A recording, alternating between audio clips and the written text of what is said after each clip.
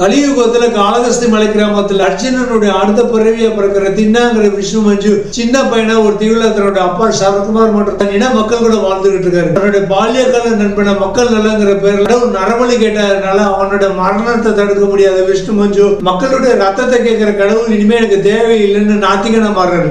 25 வருஷம் கழிச்சு பெரிய இளைஞனா வளர்ந்த பிறகும் கடவுள் மேல உள்ள விருப்பம் அவருக்கு மாறவே இல்லை. மகாதேவ சாஸ்திரிங்கிற மோகன் பாபு மட்டுமே பாதுகாக்கக்கூடிய வாயுலிங்கத்தை வில்லன் குரூப்பான காலமோகனுடைய ஆட்கள் தூக்கிட்டு போக ட்ரை பண்ணிட்டாங்க.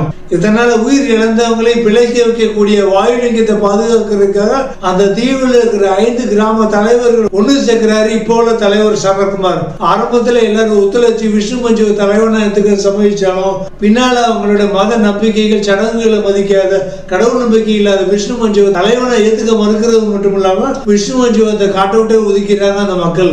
இதனால காலமோகனுடைய ஆட்கள் ஈஸியா வாயுலிங்கத்தை தூக்கிட்டு போறதுக்காக தனியா பிரிஞ்சு இருக்கிற அந்த மக்கள் கூட யுத்தம் செய்ய ஆரம்பிக்கிறாங்க.